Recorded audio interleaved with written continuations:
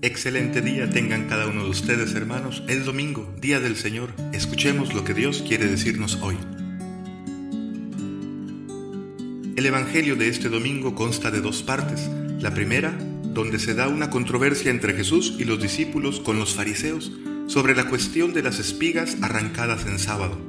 La segunda, donde Jesús entra en la sinagoga y sana a un hombre que tenía la mano seca, también en día sábado. Lo que une estos dos episodios de la vida de Jesús es precisamente el tema del sábado, que Jesús profundizará enormemente para comunicarnos verdades de suma importancia. Cuando Jesús es interrogado por los fariseos sobre por qué sus discípulos hacen lo que no es lícito hacer en sábado, Jesús responde paragonando el hecho con otro sucedido en el pasado: Jesús y sus discípulos, David y sus seguidores. Jesús compara su situación con aquella del rey David. Cuando le sucedió esto, David no era todavía reconocido como rey. Ya había sido ungido por Samuel, pero no había ascendido al trono. Se encontraba huyendo, esperando que llegara su hora. Así también se encuentra Jesús, el verdadero rey ungido con Espíritu Santo, poder de Dios y aún no glorificado por el misterio de su pasión, muerte y resurrección. Con esta comparación, Jesús no solo les echa en cara a los fariseos su desconocimiento de la Escritura, sino que les anuncia y les revela lo que está sucediendo. Como David, este verdadero Mesías está siendo perseguido, aunque ha sido ungido por Dios mismo. Es una señal clara para los fariseos de que el verdadero rey está aquí y de que su reino está llegando, y a la vez también pone de manifiesto que ellos se han cerrado a esta revelación, que han endurecido el corazón. Jesús no se detiene en compararse con el rey David, sino que busca ser reconocido como Señor, al afirmar que el sábado fue hecho para el hombre y no el hombre para el sábado. Así que el Hijo del Hombre es Señor también del sábado. Pero para nosotros hoy, ¿qué significado tiene esta discusión sobre la ley? La cuestión no es discutir quién tenga la razón, sino mostrar que lo que Dios busca siempre es favorecer al hombre, que sus leyes son para ayudarle a vivir libre, que lo que Dios manda no es un peso, sino un camino de liberación. Los fariseos, al convertir la ley de Dios en opresión para los hombres, estaban alterando, desvirtuando completamente la ley y la identidad misma de Dios.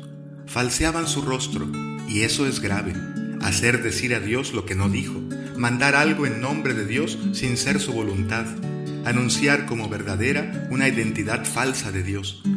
Debemos aclarar nuevamente que lo que está en juego aquí no es el valor de la ley, sino su verdad profunda y su función.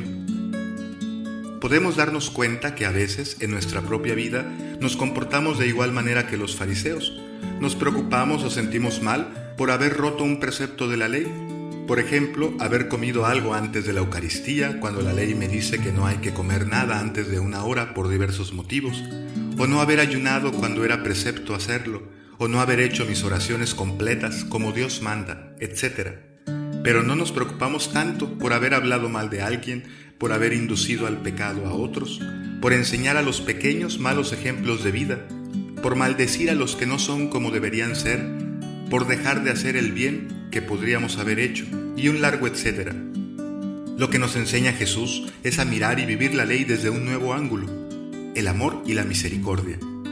El pecado seguirá siendo pecado siempre, y lo bueno seguirá siendo bueno siempre.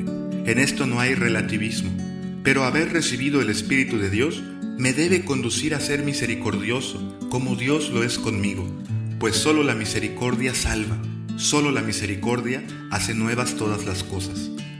De hecho, nos escandalizamos cuando otros rompen las reglas, pero no tanto cuando lo hacemos nosotros. Siempre encontramos una justificación para mitigar la culpabilidad, a veces diciendo: todos lo hacen, este mundo así funciona, ¿tú qué vas a saber si no conoces mi historia?, etc.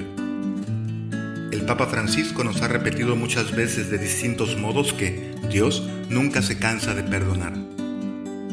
Jesús da un paso más.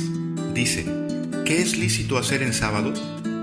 El sábado, en su sentido original, era un precepto en favor del hombre, un día no solo de obligatorio descanso, sino un día para recrearse, un día para dar sentido a todos los demás días de la vida del hombre, un día que le enseñaba y le recordaba al hombre qué cosa es lo más importante: tú, y no solo un tú individual, el tuyo, sino el tú de la humanidad.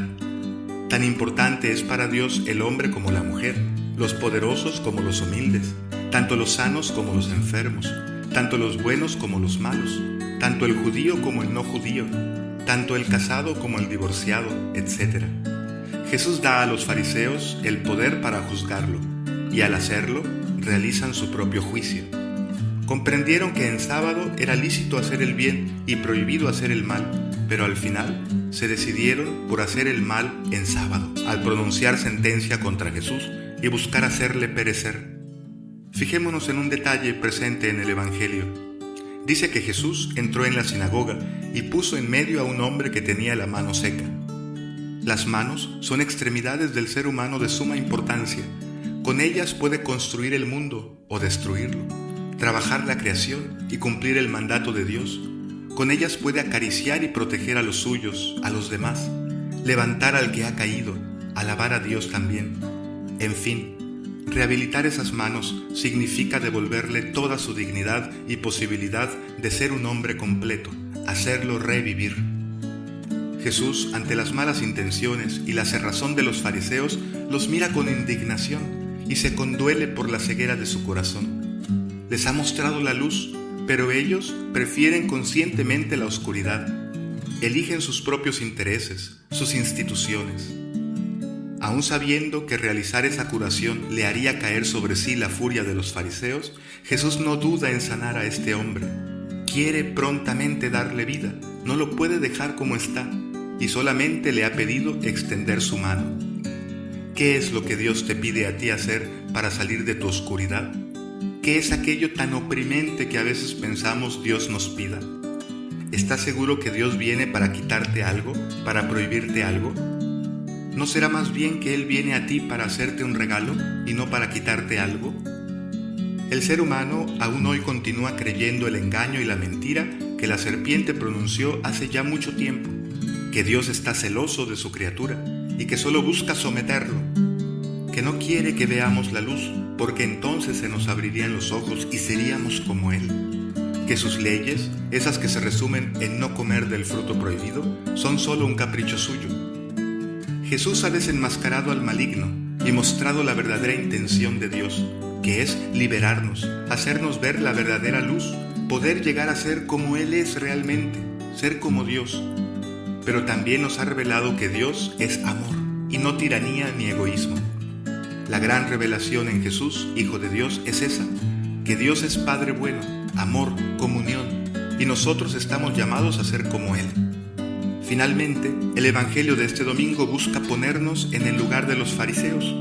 Iluminados por la verdad, nos llama a juzgar por nosotros mismos a Jesús, cuál sea el camino que nos conviene y cuál en cambio nos lleva a destruirnos a nosotros mismos, a deformarnos profundamente.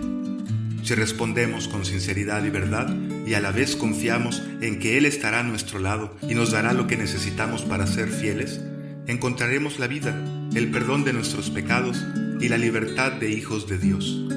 Paz y bien.